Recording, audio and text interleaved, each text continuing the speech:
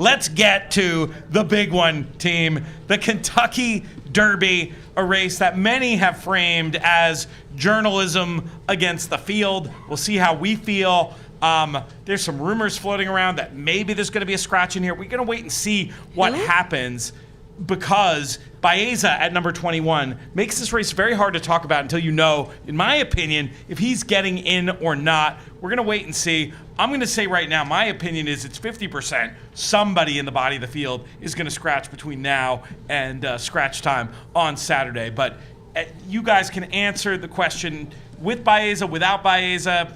You know, to me, it does make it a little bit tricky to talk about this race. I did put him in my picks. But let's talk about the key question when it comes to this year's Kentucky Derby. Maggie, who's going to win? Don't let Maggie go first. Hold on. I'm gonna set you up.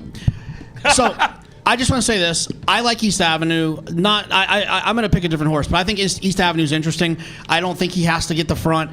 I think he's drawn perfectly to the outside.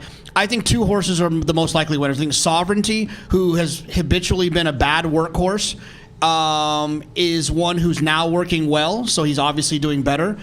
But I have legitimately reserved my brain fully deciding what I was going to do with journalism until I talked to Maggie. Because I say that on the show all the time, that I want to hear what Maggie says, but I legitimately mean this, that in her position, there is no one that does a better job. And if Acacia was sitting right here, he'd say that about her. What I would say is she'd throw a drink in his face, which would be very good video. But there's nothing more that makes me feel comfortable when I'm on the other side of the show and I like a horse and Maggie likes the horse too. So my paper matches her brilliant opinion. It makes me feel very good. And I know she's been here all week and she's seen journalism working, and I wanted her to push me over the edge today. And I'll let her go now. And I think I did earlier. You did. Yeah, you did. I haven't been wowed by a horse like this since American Pharoah, honestly, with the way that he moves, with just his athleticism, with his mind. I think he's incredibly special. Now, I did make that lofty comparison with him to American Pharoah. The problem is the running styles, whereas American Pharoah, found things. Made his own trip, push-button horse. Correct. So journalism has allowed trouble to interfere, but he's shown that he can overcome it. Now, is he going to overcome that possible trouble with 19 other horses as opposed to just 4 other horses that he's been facing out there in California? So I think that's the biggest question. You're also dealing with a rider, and I don't want to be disparaging against Umberto Rispoli, but he doesn't have that experience that many of these other riders do, consistently riding year in, year out in the Kentucky Derby. That all being said, I've picked him. I mean, the horse, we've talked about, 11 races on the show. There's one race where we all have the same horse, and it happens to be the Kentucky Derby. And we'll get into it a little bit deeper here. But, Phillip, I want to hear your case as to why you went the way you did here. Yeah, I'd say we got some of the ownership group with journalism here tonight, so hopefully we did them proud. To me, he's just the most likely winner. I think he's the most talented 3-year-old at this point in time. I'm lucky I have him in one of the future books at 19-1. So he's going to be, listen my to wife started listen to spinning this up. after timing over here. Yeah. Drinks are on Phillip when the horse wins. But he just feels like, Sovereignty's going to come from way back. Sandman's going to come from way back. I think journalism has more speed than they do, and I don't think he needs to be 14th early. The reality is, and I've talked to a bunch of different people, and JK and I talk about it up here a bunch with different horses. But, the reality is, in a 20-horse field, you need a lot of luck. I don't care how much better you are than everybody else. 100%. There are going to be horses that right out of the gate, their race is basically over. And he's just going to have to avoid bad luck, in my mind, more than create a bunch of good luck, because I just think he's – he feels like 1.25 miles is perfect. He's got a little bit more tactical speed than some of the horses that could come from way back. I do think in races like this, it feels like the pace is going to be very hot. I would like to say that the 4 of us are the 4 smartest people, but everyone knows that. And it even makes me nervous, like, does Citizen Bull just go straight to the front and we're sitting there and he wires the field and everybody said, oh, the pace is going to be fast. Everybody just grabs hold. Like East Avenue's not going to go. I can't see it though, because there's 4 of the 5 first posts are speed, Yeah. and Yeah. all those horses' only chance is to go. Are Rodriguez and Citizen Bull both going to go? Well, as Bob said, that's a jockey problem, not his. Yeah, I think they're Yeah, both going to play the break. I seriously don't think team tactics can be employed No, there's no way, in the like, Kentucky Derby yeah. when you have 2 horses drawn in the 5. And it's same ownership too. So you're they just Nobody's going gonna to grab. No, they got to defer. Not from those posts, not in my opinion. They got to I defer. agree with you. I don't know. I'm not saying grab, but is there a scenario where Rodriguez is just happy to sit a length off Citizen Bull? No, I think 'cause from he's down shown he there, he's can't. got a gun or he's got no shot. I mean, that's how I see it. Yeah. I didn't pick him, obviously. I prefer Rodriguez over Citizen Bull. The rail is so hard though too, because I mean I get it, like at least if you're a dead speed horse, if everything goes right and you catch a flyer, like I get it. There's a scenario he just catches a flyer. Yeah. But if anything other than that happens, isn't he doomed? No. He's like one. If you just said, "Hey, would I have like a saver pick 4 or for me pick 3?" I get that. That runs a very small percent of my money. Like that is a scenario. I've just seen it happen, and they were like, "Man, it's going to be this pace is going to light up, and I want everything coming from the back." And then you look afterwards, and you're like, "Man, the jockeys must have been thinking the same thing I was thinking." Now in a 20-horse field, it's completely different, but it wouldn't be the first time Baffert's wired a horse that somebody just said, this horse has got no shot to go, the pace is going to be quick, and next thing you know, they're draping a garland of roses over them. I will JK, who's the best speed here? Yeah, I mean, I think like make the lead speed, Rodriguez. Forward type, East Avenue, for me. But here's the thing for me. I think in these races, I think even more so than like who do we love and like who do we like and who's. I think that when you're having this big puzzle, sometimes I think that helps the most is getting rid of some horses completely that agree make with that. noise. That you're like, oh, I want to use this. The Dallas Stewart really ruined it for all of us with Commanding Curve and Golden Soul, where you feel like you have to find that 78-1 shot that's going to hit the board. I'm curious, as well as I was, to see how Maggie felt about journalism, spending time out there, Mags. Yeah. Who did it? Because you're the best at talking bad about people's horses and they still like you. Somehow, I don't understand how. That's There's a no special medallion skill. horses in here, right? No. Yeah. Who Only Phillies, has, no Colts. Who has not made you feel warm and fuzzy? Good question.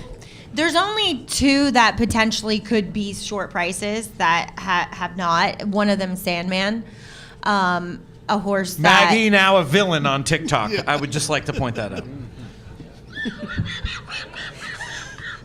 I don't have TikTok, so I'll I don't explain care. that in a minute. I don't care. But I saw him consistently at Oaklawn, obviously, and happy, playful, front of his stall. He tried to bite me several times, and moving quite well. And now I watch him in the mornings, and he's just not enthusiastic. He's standing at the back of his stall. Even watching his baths, he's just standing there like this. He just does not look like a particularly happy, energetic horse, going into the biggest race of his career. The other one, and I don't know how short he'll be, but that I haven't loved is Tistastic. Yeah, he doesn't seem to be a great workhorse, right? Publisher seems to be continuously Yes, and outworking obviously, him. right. But even just watching him gallop, I haven't necessarily loved him. So it's worth pausing on my tic-tac silly comment because there is a world in which, we've seen this in the Derby where a horse with a cool name or whatever gets like crazy over bet. My boy Jack, sort of the poster boy for this. Mm-hmm. So Griffin Johnson, who's an awesome dude, who is a TikTok superstar with 10 million followers on TikTok. This horse, Sandman himself, has become a bit of a superstar on this platform amongst the youngs. And there is a world in which he becomes that horse that just takes money that you look at the win pool and you're like, oh my God, how in the world is this horse the clear second choice in this very salty field? He's the second choice right now. I don't Well, know there how you big go. I don't know how big the pool is, but he's definitely. I'm sure there's no money in the pool, but I do think that phenomenon could continue. He's such a cool horse. He's a lovely gray. He's done some good things, but I mean, boy, is he not the one I would be lining up to bet against? Again, I'd be happy if I was wrong, a la Torpedo Anna. I'd be clapping the horse in. It'd be a wonderful result for horse racing if this horse that's turned so many people onto our game was able to do well. But am I wrong that he's not the bet against of this race? There's $500,000 in the pool right now. And Journalism is 4-1, and Sandman is 5-1. Oh, Lord. I mean, if we could lock those in right now, JK, I would be bothering you to borrow some money. Yeah. Do you want some long shots that look Yes. have really wowed me? Of course, let's talk. Yes, Maggie. Of course we do. Okay, sure, whatever. No. We got 5 minutes. And I was going to get there eventually, but let's go there now. Sorry. I interviewed Brad Cox today, and I said, obviously it was unfortunate news with Tapan Street, who it sounds like surgery went excellent, Good. and he will be back either later this year or as a 4-year-old. And I said to him, Final Gambit was not on my radar whatsoever, but and he goes, yeah, me neither. I was like, oh, geez. And I was like, but he looks to be training remarkably well. We don't know. He's a total X factor, but he's a not this time. Yeah, so, there you go. And who was the other one I thought looked, East Avenue, 100%.